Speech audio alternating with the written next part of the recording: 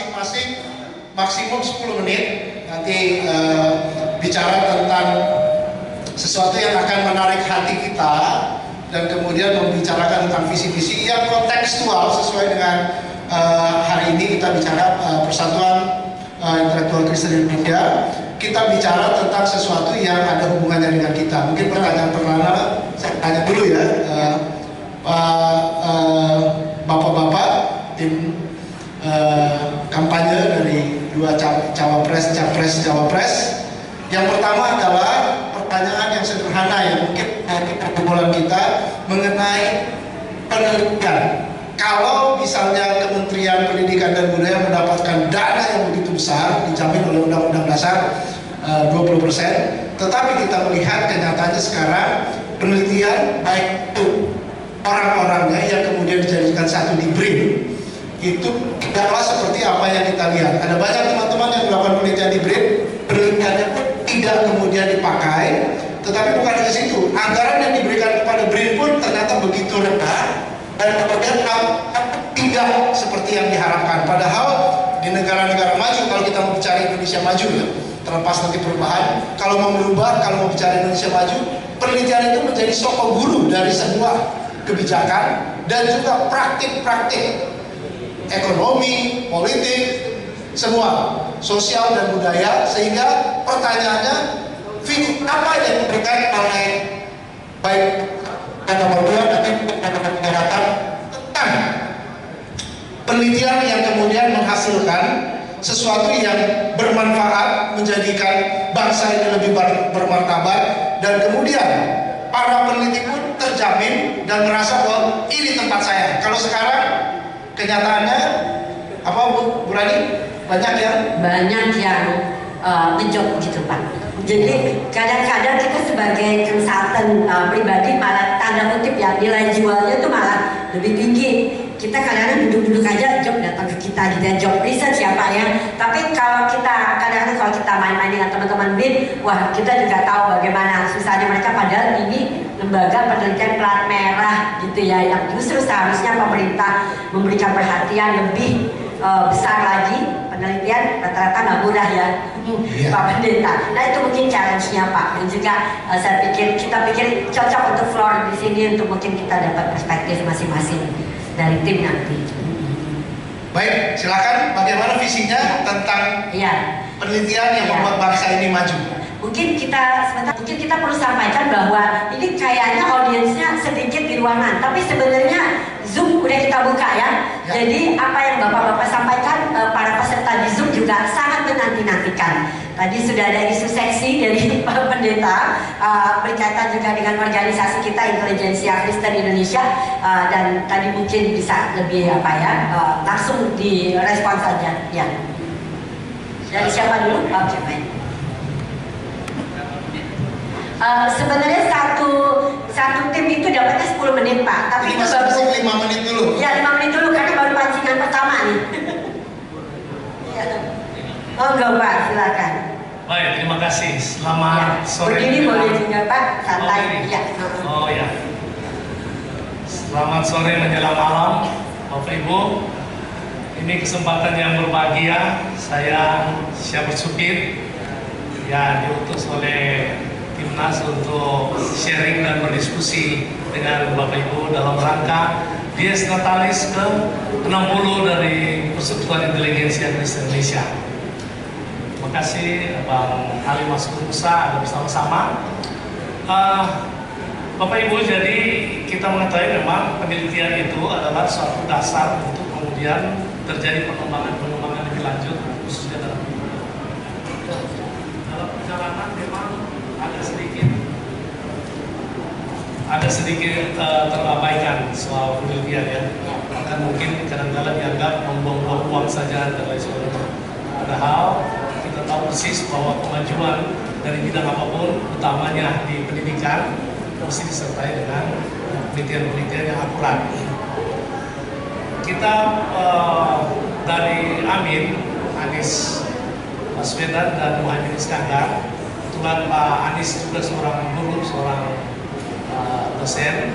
Saya kira itu akan menjadi stressing ketika nanti Tuhan beranugerah untuk dia memimpin Indonesia ke depan. Kita tahu memang ada sedikit kejomplangan di dalam pendidikan hari-hari ini. Terjadi persoalan ketika SD begitu banyak, kemudian SMP semakin berkurang, masuk ke universitas lebih susah lagi. Akibatnya pembiayaan memegang dan lain sebagainya. Jadi setelah kami meneliti, ternyata satu perkara saja, yaitu bangku sekolah ini perlu ditambah supaya tidak terjadi seperti itu, sehingga pendidikan menjadi sesuatu yang mahal dan tidak dapat menjangkau semua kalangan. Kemudian kualitas pendidikan memang harus dibarengi dengan penelitian, dan ini mesti sifatnya progresif, dan saya rasa Amin akan memperhatikan itu ke depan. Ketika mau negara ini maju, tentu para peneliti-peneliti ini di samping diberi kesempatan, juga diberi peluang, tentu juga anggarannya tentu harus diperhatikan untuk kemudian bisa terjadi pengembangan yang lebih baik ke depan.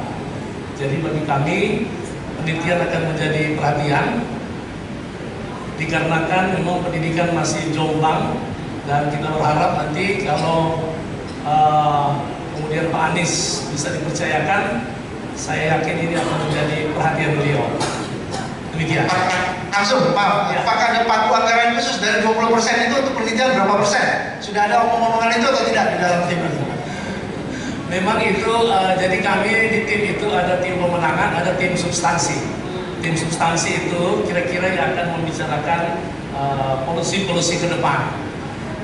Itu di kalangan tim substansi sudah dibahas itu tentunya, dan saya kira akan mendapat perhatian dari tim ini terkait dengan, tapi jumlah anggaran naik atau tidak itu memang masih dalam pembahasan. Yang jelas bahwa ini akan menjadi perhatian. Terima kasih. Pertanyaan yang sama juga untuk Pak Ali Maskur. Sama, ini model-modelnya sama, karena kalau kita Persatuan Intelijensia Kristen, beliau ini adalah urusannya intelijensia Nahdlatul Ulama, gitu ya. Silakan. Ya, terima kasih. Salam, selamat sore, salam sejahtera. Izinkan saya atas nama TKN, yang sekaligus saya juga diundang oleh DPP PIKI sebagai Ketua Umum ISNU, sehingga saya datang dua fungsi. ISNU, NU, dan teman-teman Kristen sama saja dengan Gus Dur dengan keluarga Kristen. Jadi tidak ada yang membedakan dan yang memisahkan antara kami dengan kita. Kita adalah Indonesia. Itu yang pertama. Jadi saya ucapkan terima kasih atas kesempatan ini kepada DPP PIKI yang sekaligus merayakan ulang tahun yang ke-60. Terima kasih. Semoga apa yang saya sampaikan bisa menginspirasi kita semua. Sahabat-sahabat DPP yang saya hormati, para keluarga besar PIKI yang saya hormati, izinkan saya dengan segala hormat, satu di antara arsitek yang merumuskan di dalam Undang-Undang Dasar Negara Republik Indonesia tahun 1945, di mana anggaran pendidikan itu harus 20%. Saat itu saya sebagai sekretaris PAH 1, Panitia Etik 1, Badan Pekerja MPR, yang kita mengendorse agar anggaran pendidikan itu menjadi prioritas dari pembangunan Indonesia. Karena itu, Bapak Ibu sekalian yang saya hormati, satu di antara misi dari Pak Prabowo Mas Gibran, khususnya misi yang ke-6, adalah memperkuat pembangunan SDM, sains, teknologi, dan pendidikan. Jadi dengan demikian, tidak ada yang beda antara pertanyaan Mas Pendeta dengan komitmen kami. Jadi dengan demikian, 3 hal yang harus dimiliki oleh negara. Tapi saya nutingnya 2 ya. Yang pertama, how to invade military power. Ini menjadi penting, sebuah kekuatan akan menjadi sebuah kekuatan internasional kalau militernya kuat. And secondly, economic power, yaitu mempunyai space, one size ekonomi yang tinggi. And thirdly adalah R&D, research and development. Semua negara maju karena 3 hal ini, dan ini yang akan diarahkan oleh Mas Prabowo, Mas Gibran kalau memimpin negeri ini. Jadi dengan demikian, research and development akan menjadi based on policy pengembangan SDM ke depan. Satu. Yang kedua, sahabat sekalian yang saya hormati, riset inilah yang menjadi dasar sebuah negara mengambil kebijakan, khususnya di bidang IT dan di bidang manufaktur.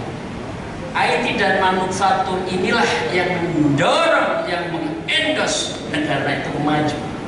Indonesia akan maju ke 2045 menjadi Indonesia Emas.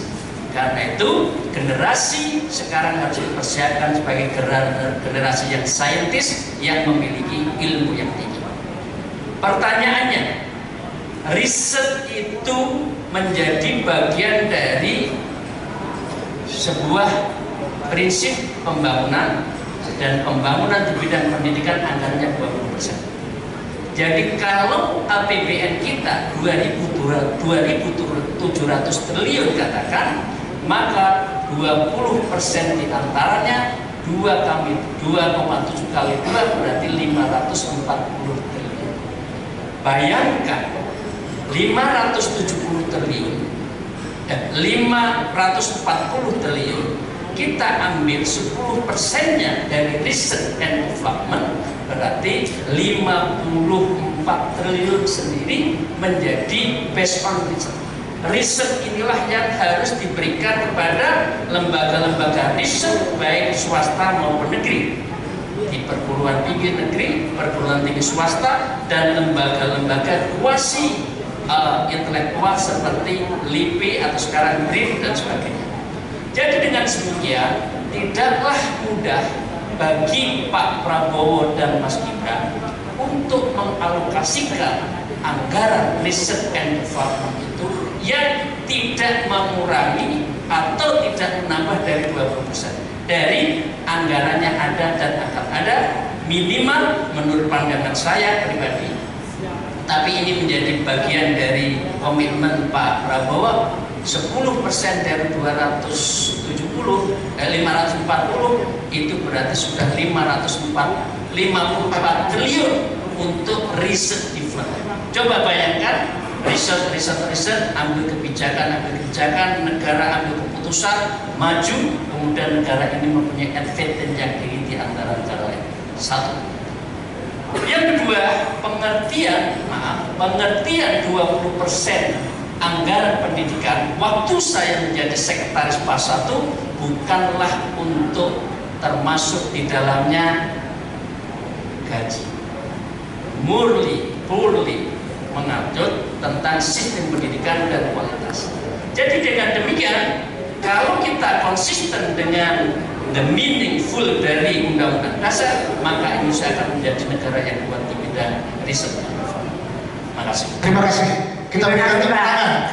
54 triliun ya, paling tidak itu acer-acernya begitu. Ya. Wah, teman-teman peneliti akan lebih semangat. Dan kemudian kita bicara Indonesia yang punya evidence base. Betul. Pembangunan, pembuatan kebijakan, anggota DPR, maaf Pak, dari Bapak anggota DPR tidak membuat undang-undang, draft undang-undang memang hasil penelitian yang diharapkan, bukan hanya sekedar pemikiran dari mana. Tetapi itu adalah bagian yang harusnya kita berpikir tentang sebuah negara maju, negara yang ingin perubahan, negara yang ingin melihat bahwa Indonesia menjadi lebih bermartabat di mata dunia. Nah, kira-kira sikap ya atau pandangan bapak-bapak sebagai perwakilan masing-masing calon, peluang-peluang seperti apa yang kira-kira juga bisa kita perhatikan untuk kehidupan mereka gitu. Mungkin bisa ditambahkan.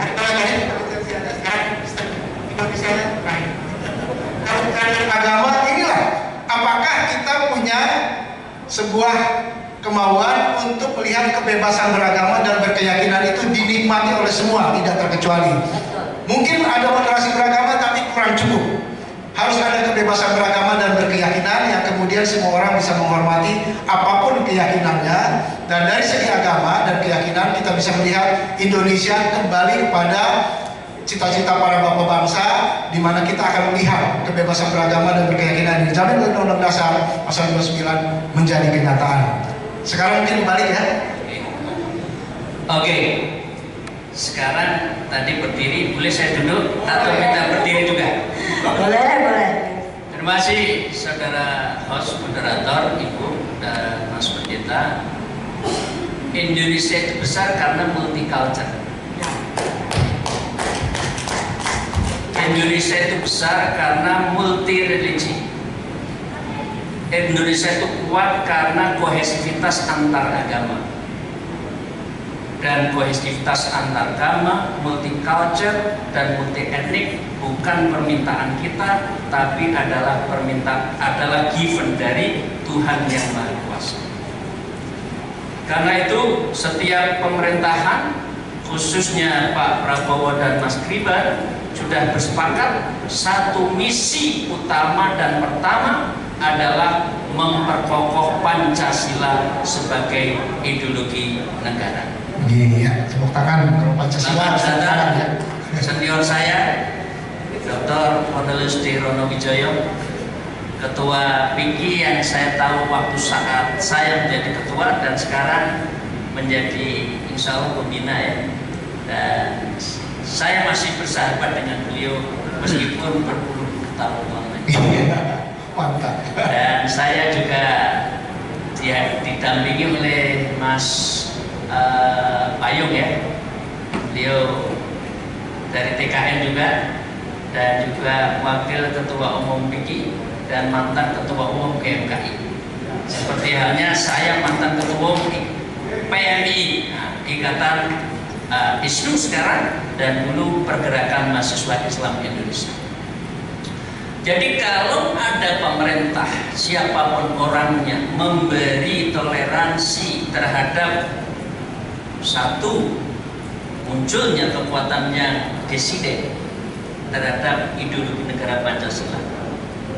Mereka yang mengembangkan dalam prinsip yang tidak sejalan dengan Pancasila atas dasar kemerdekaan, atas dasar kebebasan, maka itu otomatis berlawan dengan prinsip dasar yang menurut agama saya disebut dengan mu'ahadah watoniyah, yaitu perjanjian suci antar pendiri bangsa ini telah menempatkan bahwa kebersamaan antar umat beragama menjadi prinsip dari sebuah negara yang disebut dengan Republik Indonesia.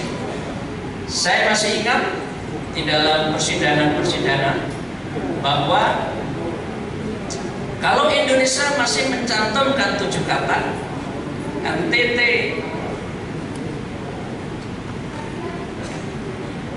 Maluku, Sulawesi Utara akan memisahkan diri dari Indonesia. Siapa yang di depan untuk menghilangkan 7 kata tiada lain adalah Kiai Haji Ahmad Wahid Hasim, ayahnya Gus Dur, yang mengatakan sebuah negara tidak boleh mengatur terhadap internal dari masing-masing agama, karena itu adalah private dan itu menjadi given dari Tuhan bahwa beragama adalah hak yang paling asasi buat Indonesia. Karena itu Pak Prabowo meyakini kerukunan umat beragama, kebebasan beragama, dan moderasi di dalam hal sikap sosialnya, tetapi memberikan otonom bagi umat untuk menjalankan ibadahnya masing-masing menjadi prinsip utama. Saya sendiri tanggal 18 November hadir kepada saya Pak Prabowo Subianto, Pak Hasim Joyo Hadi Kusumo, termasuk Mas Dr. Cornelis, guru saya. Saya dikukuhkan sebagai guru besar, dan guru besar saya adalah politik pendidikan multikultural. Tangan dalam Prof. Prof, sekarang harus panggil Prof ini. Jadi dengan demikian, kalau orang mau mengatakan dan mau mengganti Pancasila, dan itu ada kelompok yang ada di Indonesia ini, maka sebaiknya tidak di Indonesia. Ini prinsip saya. Jangan melihara benih yang akan menerkam Republik Indonesia. Kalau dia tidak sepakat dengan muahadah watoniyah, negara Pancasila sebagai dasar negara, sebaiknya dia tidak menjadi bagian negara Republik Indonesia. Karena Indonesia itu besar karena multikulturalnya, multi etniknya, dan multi agamanya. Dan ini given bagi Republik Indonesia dari Tuhan. Justru inilah yang menjadi advantage dari the lesson learned dari negara-negara asing untuk belajar kepada Indonesia betapa kerukunan, toleransi itu sangat penting dan ada di Indonesia. Terima kasih. Terima kasih. Komitmen ini harus kita jaga dan kita ingat, kalaupun siapapun yang jadi harus menjadi bagian yang tidak terpisahkan. Silakan dari Timnas 1. Ya, karena saya berdiri menghormati. Jadi Bapak Ibu, kebebasan beragama itu saya kira satu hak yang memang sangat hakiki dari setiap pribadi-pribadi kita. Kita diberi keleluasan untuk bebas memilih, bebas beribadah, dan bebas menjalankan sesuai dengan keyakinan. Itu dilindungi oleh undang-undang. Saya kira kita tahu bersama. Dan kerukunan itu memang menjadi perhatian sangat ditekankan oleh khususnya pasangan Amin. Oh, ini saya langsung ini saja. Misalnya ini rekam jejak dari Pak Anies selama di Jakarta dalam rangka memelihara kerukunan dan kebebasan beragama. Jadi saya kira di sini banyak senior-senior saya sudah paham tentang hal itu, dan tinggal implementasinya kadang-kala yang memang mengalami persoalan.